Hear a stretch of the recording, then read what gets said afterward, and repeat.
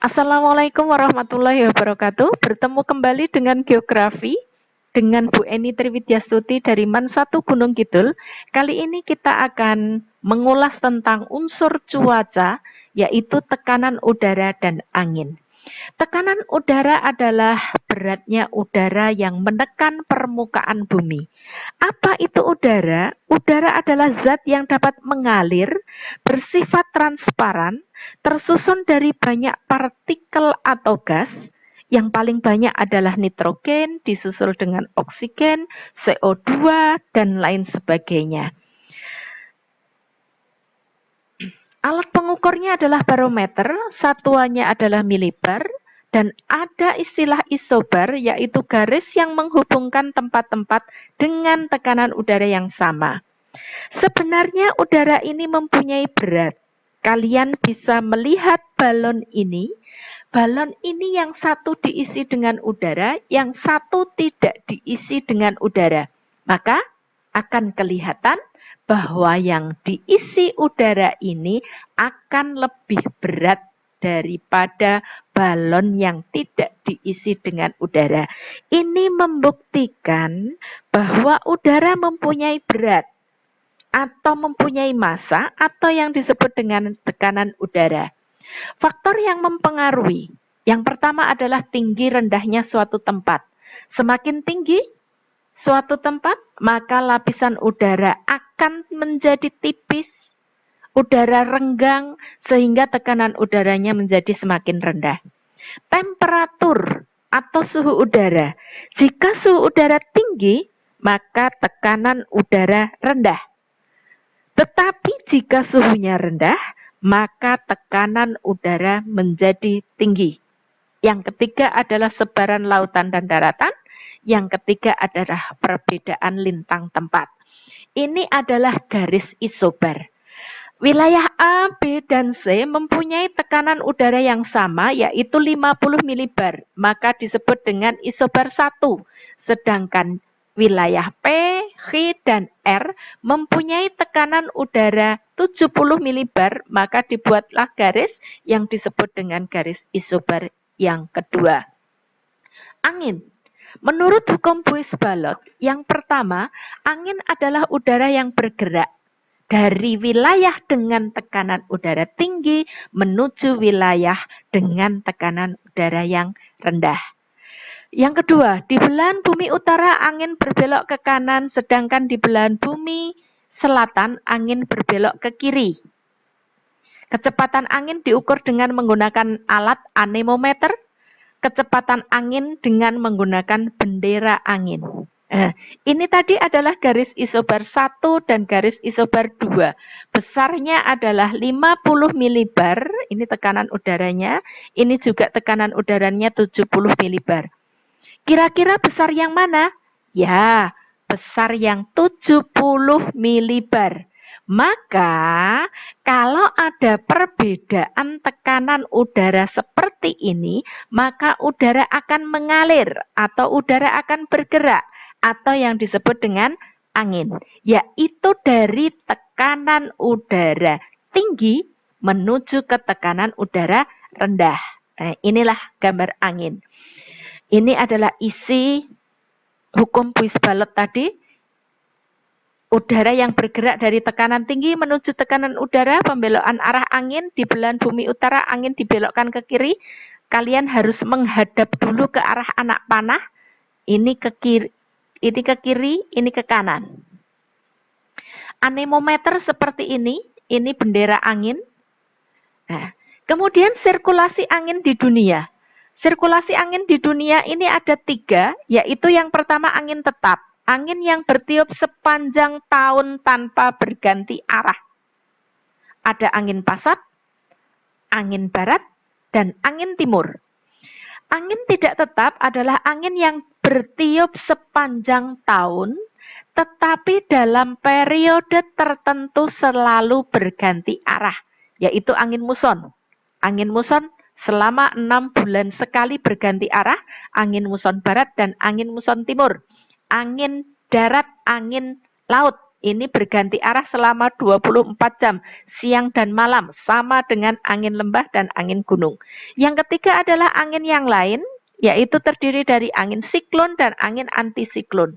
Mari kita bahas angin pasat. Angin pasat adalah angin yang bertiup dari wilayah subtropis menuju wilayah ekuator atau wilayah khatulistiwa. Angin pasat ini ada dua, yaitu angin pasat timur laut atau kadang-kadang disebut dengan APTL, yaitu angin yang berasal dari wilayah subtropis utara menuju ke ekuator. Yang kedua, angin pasat tenggara atau APTG, angin yang bertiup dari wilayah subtropis menuju ekuator. Gambarnya seperti ini. Ini di wilayah utara berarti ini subtropis utara menuju ekuator. Ini adalah angin pasat timur laut. Ini subtropis selatan menuju ke ekuator, namanya angin pasat tenggara. Nah, angin ini bertemu di ekuator, kemudian dibawa naik, maka uap air ini akan menjadi hujan. Jadi kedua angin pasat ini membawa uap air dan terbentuklah awan dan menjadi hujan di sekitar ekuator. Disebut dengan hujan zenital. Ini angin pasat tenggara dan angin pasat timur laut bertemu di wilayah ekuator, maka terjadilah hujan zenital atau hujan konveksi. Kemudian angin barat. Angin yang bertiup dari wilayah subtropis menuju wilayah lintang sedang atau disebut dengan front kutub, bersifat hangat. Angin timur, angin yang bertiup dari wilayah kutub menuju lintang sedang atau front kutub, sifat angin ini adalah dingin. Kedua angin tersebut bertemu di wilayah front kutub atau lingkaran kutub sehingga menyebabkan terjadinya hujan frontal. Inilah angin barat. Dari subtropis menuju front kutub, sifatnya panas, ini sifatnya dingin, ini angin barat, ini angin timur. Ini sifatnya panas, sifatnya dingin, kemudian bertemu, uap airnya kemudian dibawa ke atas, maka turunlah hujan di wilayah front kutub, maka dinamakan dengan hujan frontal. Ini gambarnya. Ini gambarnya secara lengkap, angin timur, angin barat, angin pasat timur laut, angin pasat tenggara. Nah, hujan zenital ini, jadi ada 3 hujan zenital, hujan frontal, yang terakhir adalah hujan orografis atau hujan naik pegunungan. Angin muson, angin yang bertiup di antara dua benua, antara benua Asia dan Australia, penyebabnya adalah karena antara benua Asia dan Australia mempunyai tekanan udara yang mencolok. Penyebabnya karena adanya gerak semu tahunan matahari. Ini gambar angin muson. Angin muson. Ya.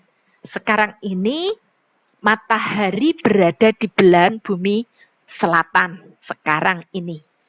Karena matahari berada di belahan bumi selatan, yaitu tepatnya pada tanggal 22 Desember, ini masih berada di selatan, maka di selatan ini di sini suhunya tinggi, maka tekanan udara rendah. Kemudian di sini di Asia suhunya dingin atau rendah, maka tekanan udara tinggi. Maka angin bertiup dari tekanan tinggi menuju tekanan udara rendah. Ini garis ini. Nah, ini.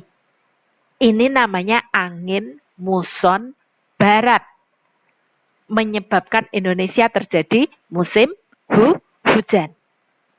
Sebaliknya kalau terjadi angin muson timur, jika matahari berada di belahan bumi selatan. Kapan matahari berada di belahan bumi utara ya, bukan selatan. Ini di sini, matahari berada di sini pada bulan Juni, maka matahari di sini suhu udaranya panas, suhu udaranya tinggi, maka tekanan udara rendah.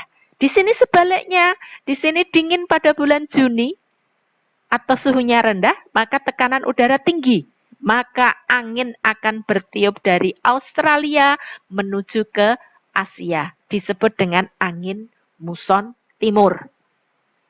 Nah, ini adalah angin muson barat atau timur.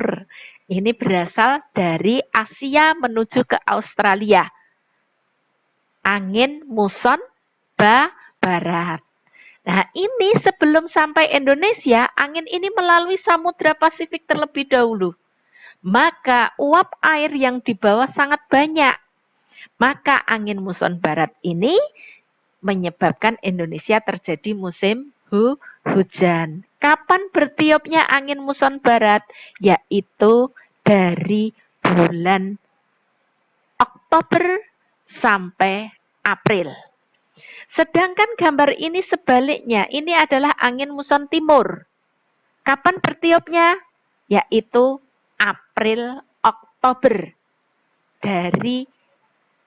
Bertiup dari benua Australia menuju ke Asia, sebelum sampai Indonesia hanya melewati laut yang sempit saja, sehingga uap air yang terbawa hanya sedikit.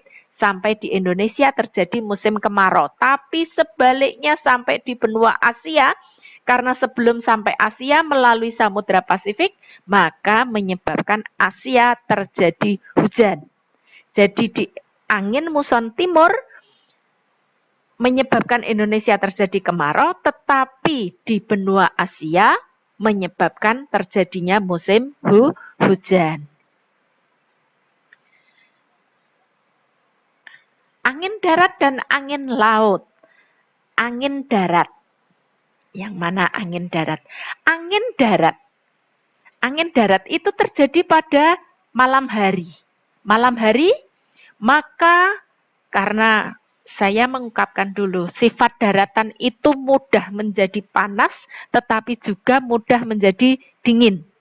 Mudah melepaskan panas dan mudah menerima panas.